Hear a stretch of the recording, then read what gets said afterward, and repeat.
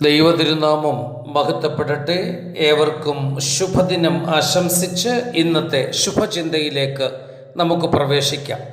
എപ്പോഴും വിജയം മാത്രം സ്വപ്നം കണ്ട് ജീവിക്കണമെന്നാണ് നമ്മുടെ മുൻ Indian president APJ Abdul Kalam പഠിപ്പിച്ചിരിക്കുന്നത്.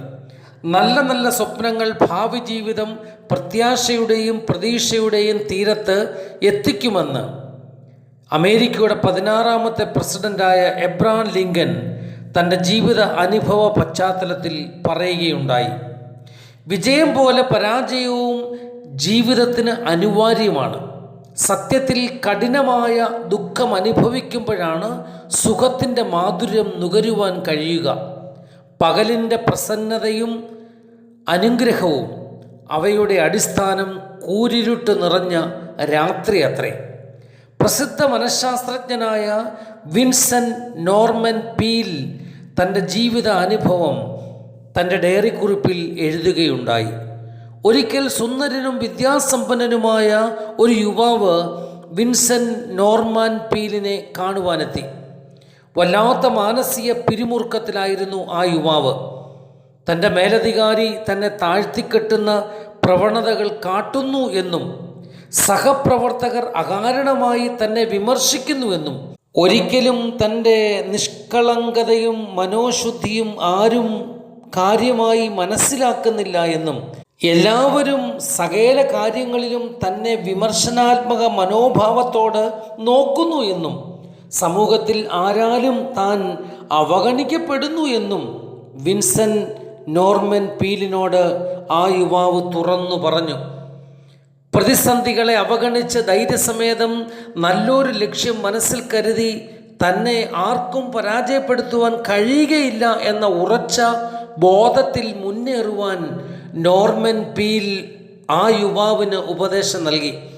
എന്നാൽ ആ യുവാവ് പീലിൻ്റെ ഉപദേശം പാടെ തിരസ്കരിച്ചു. തൻ്റെ യുക്തിക്ക് നിരക്കാത്തതാണ് പീൽ നൽകിയ ഉപദേശങ്ങളെന്ന് അയാൾ തുറന്നടിച്ചു. സത്യത്തിൽ ആ യുവാവിൻ്റെ വിഷയം അപകർഷതാബോധമായിരുന്നു.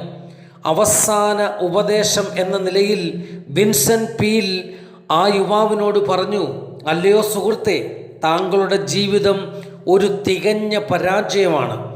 ഈ പരാജയത്തിൽ നിന്ന് കരകയറുവാൻ ഒരിക്കലും താങ്കൾക്ക് സാധ്യമല്ല.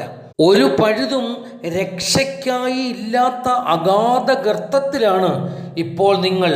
പ്രത്യാശയ്ക്ക് യാതൊരു തര വകയുമില്ല. താങ്കളുടെ ഈ അവസ്ഥയിൽ എനിക്ക് സങ്കടം തോന്നിക്കുന്നു. ഇത് കേട്ട മാത്രയിൽ ആ യുവാവ് ഞെട്ടി. ശരീരത്തുകൂടി ഒരു മിന്നൽ പിണർ പോകുന്നത് പോലെ തോന്നി. അയാൾ എഴുന്നേറ്റ് നിന്ന് വിളിച്ചു പറഞ്ഞു, ഇല്ല പീൽ, നിങ്ങൾ പറയുന്നത് അസത്യമാണ്. എൻ്റെ ജീവിതം പരാജയമല്ല. ഒരു ശക്തിക്കും എന്നെ പരാജയപ്പെടുത്തുവാൻ കഴിയുകയില്ല. ഇനിയും എങ്ങനെ ജീവിക്കണമെന്ന് ഞാൻ നിങ്ങൾക്ക് കാണിച്ചു തരാം. ഒപ്പം പീലും എഴുന്നേറ്റ് നിന്നു. സുഹൃത്തെ, താങ്കളുടെ ഈ മാറ്റത്തിൽ എനിക്ക് അത്ഭുതം തോന്നിക്കുന്നു. താങ്കൾ ഇനിയും ചെയ്യേണ്ട ഒരു കാര്യമുണ്ട്. എല്ലാ ദിവസവും പ്രഭാതത്തിൽ താങ്കൾ ഉറക്കമുണർന്ന് ആദ്യം എത്തേണ്ടത് കണ്ണാടിയുടെ മുമ്പിലാണ്. അങ്ങനെ അവിടെ നിന്നുകൊണ്ട് താങ്കൾ താങ്കളുടെ പ്രതിരൂപത്തെ കണ്ടുകൊണ്ട് പറയണം, എന്നെ മെനഞ്ഞുണ്ടാക്കിയ സർവശക്തനായ ദൈവം എന്നോടൊപ്പം ഉള്ളപ്പോൾ എനിക്ക് ആരെയും ഭയപ്പെടേണ്ടതായില്ല. ആർക്കും എന്നെ ഒരു നാളും പരാജയപ്പെടുത്തുവാൻ കഴിയുകയില്ല.